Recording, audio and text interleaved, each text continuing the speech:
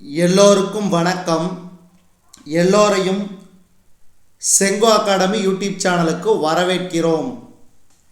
இந்த காணொளியில் நாம் பார்க்கவிருப்பது 6th தமிழ் டெஸ்ட் நம்பர் 1க்கான காணொளி.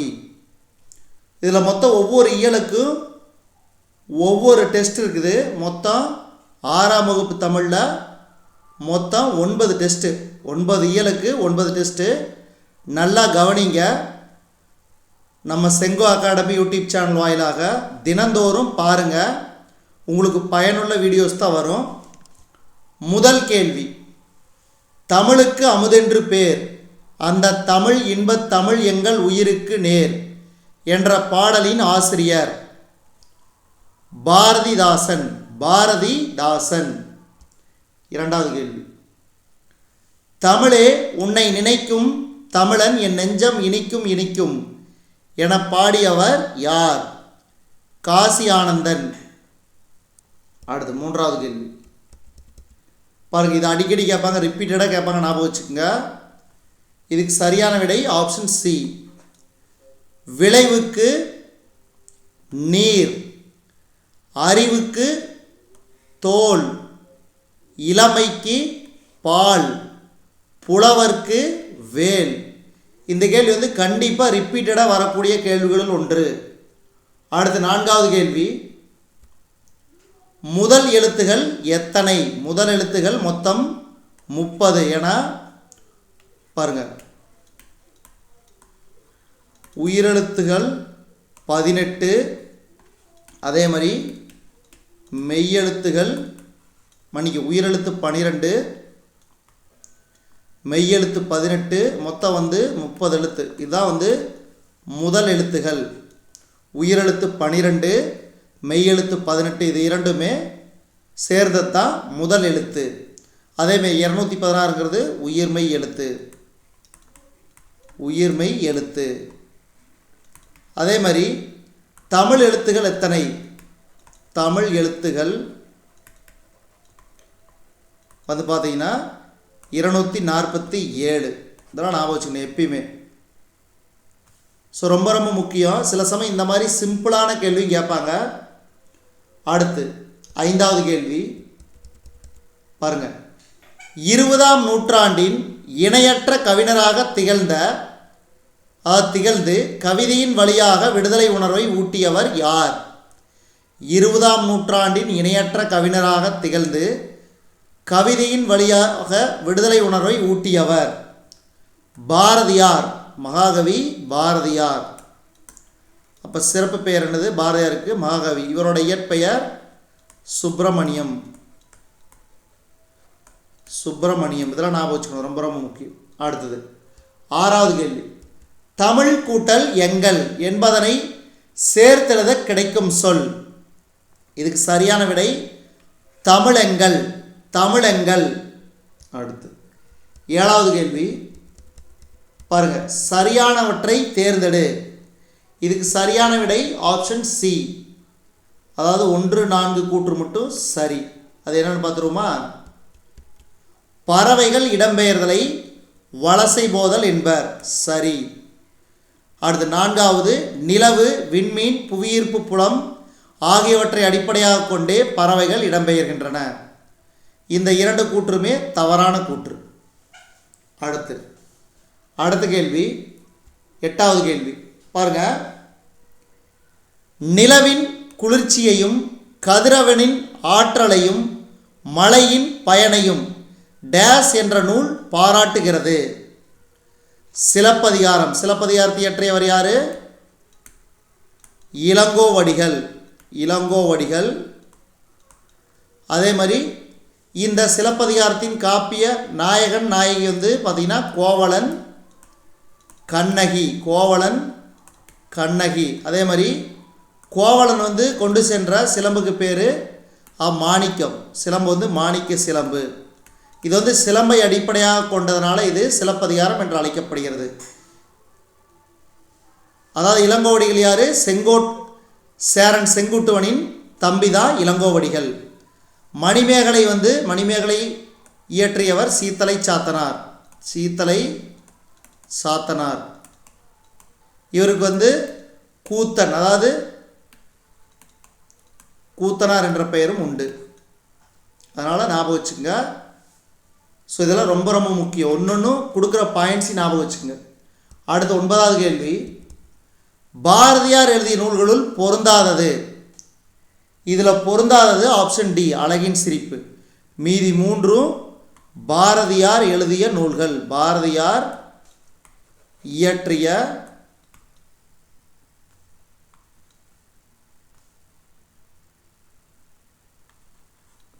பாரதியார் இயற்றிய நூல்கள். அடுத்தது 10வது கேள்வி, கீழ்கண்ட கூற்றுகளை ஆராய்க.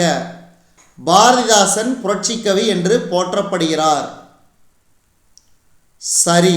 காரணம், இவர் தம் கவிதைகளில் பெண்கல்வி, கைம்பெண், மறுமணம், பொதுவுடைமை, பகுத்தறிவு முதலான புரட்சிகரமான கருத்துக்களை பாடியுள்ளார் பாரதிதாசன். அப்போ கூற்று சரி, காரணமும் சரி, மிகச்சரியானது. அடுத்து 11வது கேள்வி பாருங்க. இந்த கேள்வி ரிப்பீட்டடாக கேட்பாங்க, ஞாபகம் வச்சுங்க.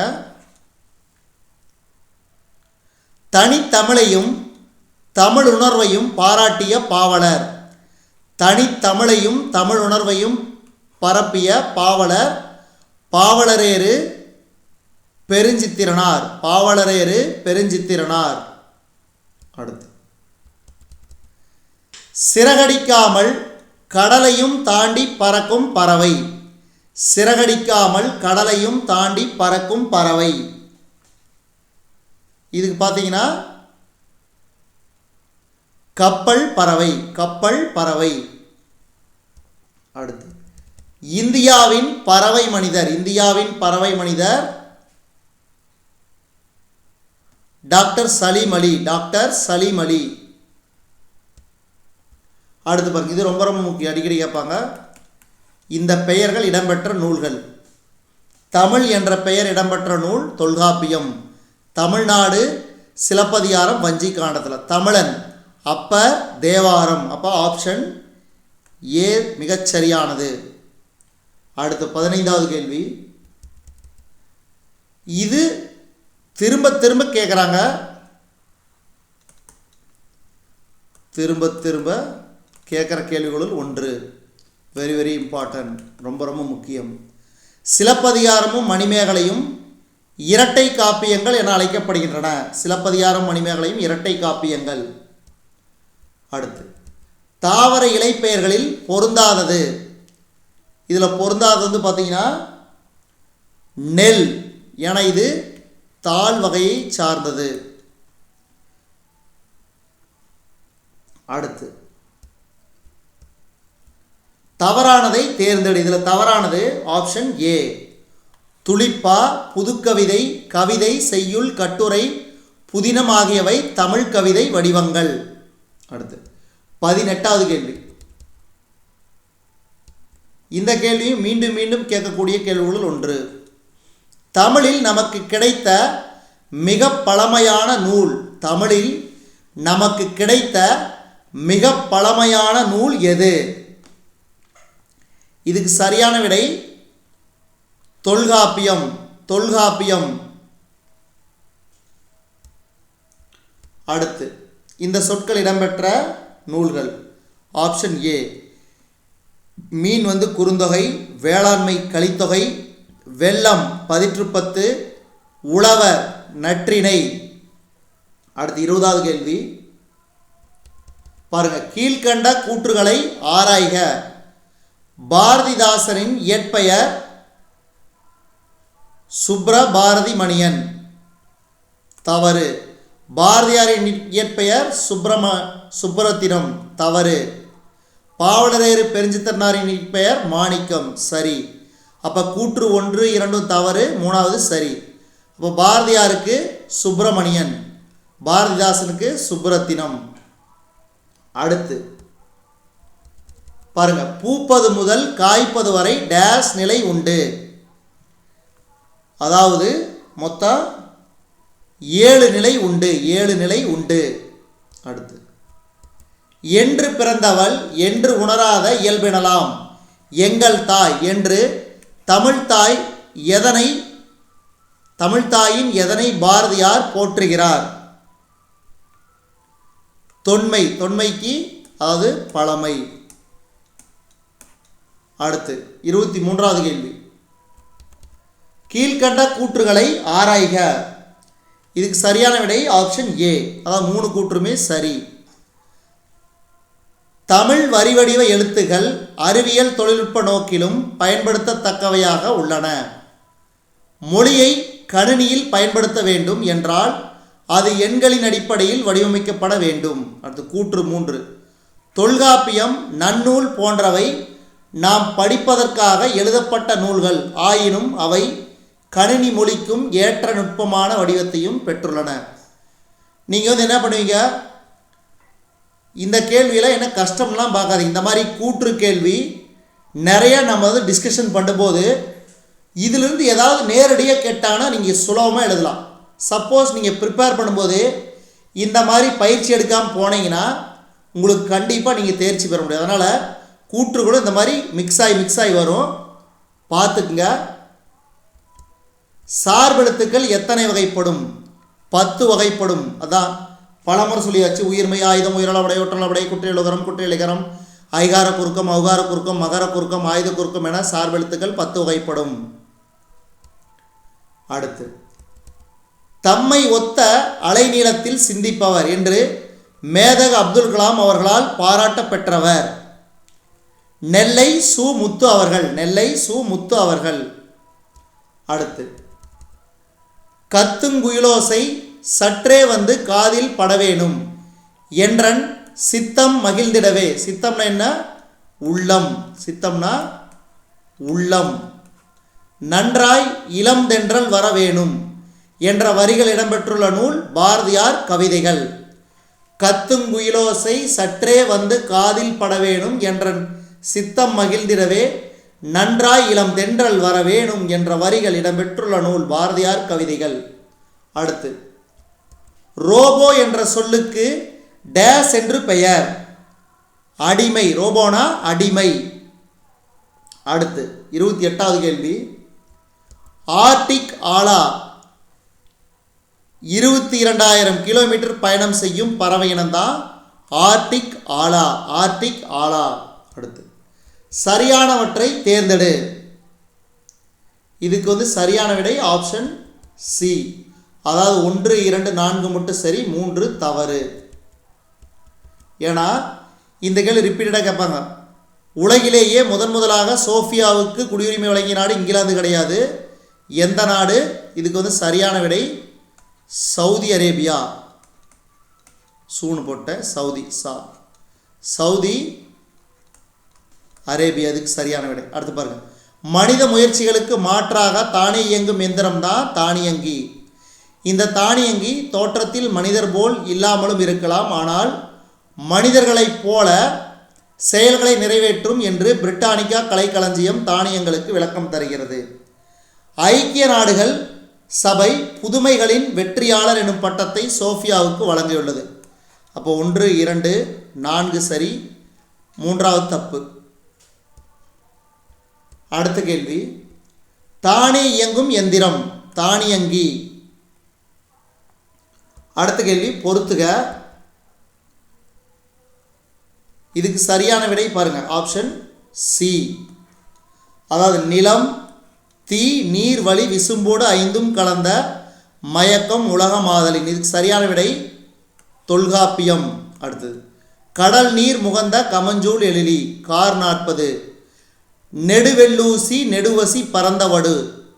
இதுக்கு 10. அடுத்து கோட்சுரா எரிந்தன சுருங்கிய நரம்பின் முடி முதிர் பரதவர். இது நற்றிணை. ஸோ இதில் வரிகள் அந்த நூல் ஞாபகம் வச்சுக்கங்க, ரிப்பீட்டடாக கேட்பாங்க. அடுத்து பாருங்க. காணி நிலம் வேண்டும் என்ற பாடலின் மூலம் பாரதியார் எத்தனை தென்னை மரம் வேண்டும் என்கிறார்? 10 12. 10, 12. அடுத்து கீழ்கண்ட கூற்றுகளை ஆராய்க. இதுக்கு பார்த்தீங்கன்னா கூற்றும் காரணம் 2 சரி. கூற்று என்னது? உயிருக்கு முதன்மையானது காற்று. இயல்பாக காற்று வெளிப்படும் போது உயிரெழுத்துகள் பிறக்கின்றன. வாயை திறத்தல், உதடுகளை விரித்தல், உதடுகளை குவித்தல் ஆகிய எளிய செயல்பாடுகளால் ஆ முதல் அவ்வரையுள்ள 12 உயிரெழுத்துகளும் பிறக்கின்றன. அப்போ 2மே சரி. அடுத்து பொறுத்துக. பாருங்க, மாத்திரை அளவு. ஆயுதத்தை ஒலிக்கும் கால அளவு அரை மாத்திரை. குறிலெழுத்துக்கு 1 மாத்திரை, நெடிலெழுத்துக்கு 2 மாத்திரை. Option A. அடுத்தது 35வது கேள்வி. கழுத்தில் சூடுவது. கழுத்தில் சூடுவது தார். வெண்குடை பிரித்தெழுத கிடைப்பது. வெண்மை கூட்டல் குடை. வெண்மை கூட்டல் குடை. ஒருவருக்கு சிறந்த அணி. ஒருவருக்கு சிறந்த அணி இன்சொல். இன்சொல். அகர வரிசையில் அறிவுரைகளை சொல்லும் இலக்கியம். அகர வரிசையில் அறிவுரைகளை சொல்லும் இலக்கியம். ஆத்திச்சூடி. ஆத்திச்சூடி. அடுத்து சிட்டுக்குருவி வாழ முடியாத பகுதி துருவ பகுதி. சிட்டுக்குருவி வாழ முடியாத பகுதி துருவ பகுதி. 40வது கேள்வி. வலசையின் போது பறவையின் உடலில் ஏற்படும் மாற்றங்கள் பற்றிய கூற்றுகளில் தவறானவற்றை தேர்ந்தெடு. இதில் தவறானது ஆப்ஷன் பி. மூக்கின் நிறம் மாறுதல் என்பது தவறானது. அடுத்து கிழவனும் கடலும், அதாவது the old man and the sea எனும் ஆங்கில புதினம் எந்த ஆண்டு நோபல் பரிசு பெற்றது? 1954. 1954. அடுத்து 42வது கேள்வி. வானை அளப்போம், கடல் மீனை அளப்போம், சந்திர மண்டலத்தியல் கண்டு தெளிவோம், சந்தி தெருப்பெருக்கும் சாத்திரம் கற்போம் என்று கூறியவர் பாரதியார். பாரதியார். அடுத்து சரியானவற்றை தேர்ந்தெடு. உயிரெழுத்துக்கள் 12ம் சொல்லின் முதலில் வரும்.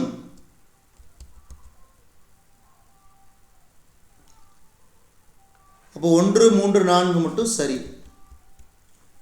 சரி. 2வது தவறு. 3, 4 சரி. அதாவது கசரதப, கசதப, மன்னிக்கோ, கா சா த ந ம ப ஆகிய வரிசைகளில் எல்லா உயிர்மெய் எழுத்துக்களும் சொல்லின் இடையில் வரும் என்பது தவறு. அடுத்து ngா, ngா, யா, வா ஆகிய ngா, ஞா, யா, வா ஆகிய உயிர்மெய் எழுத்து வரிசைகளில் சில எழுத்துக்கள் மட்டுமே சொல்லின் முதலில் வரும். ஞா, ஞா வரிசையில் ஞ, ஞா, ஞ, ஞோ ஆகிய 4 எழுத்துக்களும் சொல்லின் முதலில் வரும். அப்போ இதுக்கு 1, 3, 4 மட்டும் சரி. அடுத்தது பொறுத்துக. இது கலை சொற்கள்.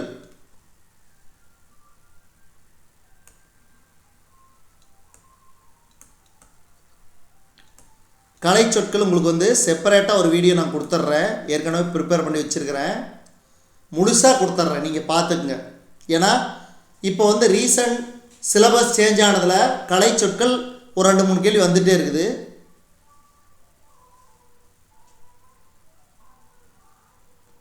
பொறுத்துக. மீத்திறன் கணினினா சூப்பர் கம்ப்யூட்டர். வலசை அப்படின்னா மைக்ரேஷன். அடுத்து புலனம்னா வாட்ஸ்அப். கண்டம்னா காண்டினென்ட். செயற்கை நுண்ணறிவு ஆர்டிஃபிஷியல் இன்டெலிஜென்ஸ் ஏஐ. ஏன்னா இப்போ ஏஐ தொழில்நுட்பம் தான் உலகத்தையே கலக்கிட்டு வந்துட்டுருக்குது. உதாரணத்துக்கு பார்த்தீங்கன்னா ஜாட்ஸ், ஜிபிடி, டீப்சீக்கு, அதே மாதிரி நம்ம இந்தியன் கூட ஒரு ஏஐ உருவாக்கியிருக்கிறாரு. அது என்னென்னு கீழே கமெண்ட் பாக்ஸில் கமெண்ட் பண்ணுங்கள். அடுத்து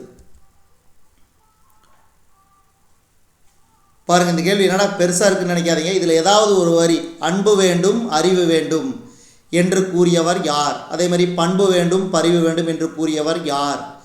எட்டு திக்கும் புகழ் வேண்டும் எடுத்துக்காட்டாக வேண்டும். உலகம் பார்க்க உனது பெயரை நிலவுத்தாளில் எழுத வேண்டும். சர்க்கரை தமிழள்ளி தாலாட்டு நாள் சொல்லி வாழ்த்துகிறோம். இதில் ஏதாவது ஒரு வரி வந்தால் கூட அதுக்கு ஆசிரியர் யார்? அறிவுமதி. அடுத்து இஸ்ரோவின் தலைவர் சோமநாத். அநேகமாக இப்போ சோமநாத் கிடையாது, மாற்றிட்டாங்க.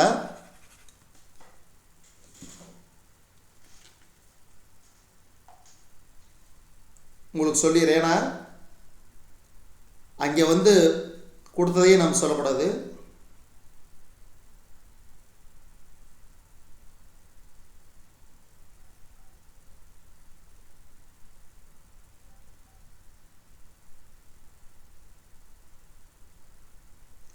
இப்போ பார்த்தீங்கன்னா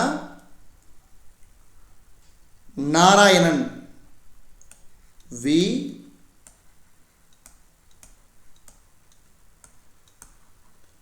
நாராயணன் தான் இஸ்ரோவின் தலைவர். இஸ்ரோனா ISRO, Indian space research organisation தான் இஸ்ரோ. உங்களுக்கு கேள்வி என்னன்னா, இஸ்ரோவின் தலைமையிடம்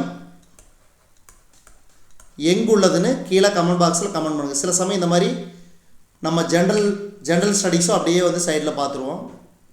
அடுத்து 47வது கேள்வி. தென் திசை குமரி ஆடி வடதிசைக்கு ஏகுவீராயின் என்று பறவைகள் வலசை வந்த செய்தியை குறிப்பிட்டவர் சத்திமுத்த புலவர். அடுத்து தமிழை பலவிதங்களில் போற்றியவர்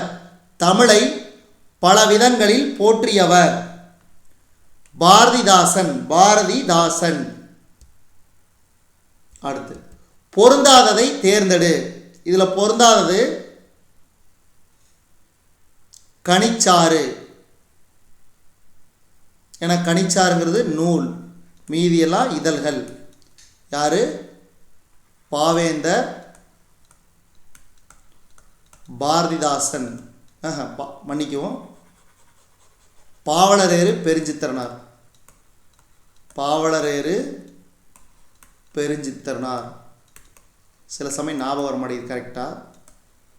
இதெல்லாம் நான் எதை பார்த்தல சொல்ல டக்குன்னு அப்படியே ஞாபகம் வச்சுக்கிறது தான். தமிழ் நிலம், தமிழ் சுட்டு, தென்மொழி, கனிச்சாறு, இதனுடன் தொடர்புடையவர் பாவலரேறு பெருஞ்சித்திரனார். அடுத்து இந்த காணொளியோட கடைசி கேள்வி பொறுத்துக. அதாவது சொற்கள், அதனுடைய நூல்கள் பாருங்க. முதலை என்ற சொல் இடம்பெற்ற நூல் குறுந்தொகை. செல்லுக்கு தொல்காப்பியம் புறத்திணையல். பார் பெரும்பாலாற்றுப்படை. தொல்காப்பியம் வினையலுக்கு முடி. புகழ் தொல்காப்பியம் வேற்றுமையியல். இதுவரைக்கும் நம்ம இந்த காணொளி வாயிலாக பார்த்தது ரொம்ப ரொம்ப முக்கியமான காணொளி. 6th தமிழ் டெஸ்ட் நம்பர் 1க்கான காணொளி. நன்றி, வணக்கம்.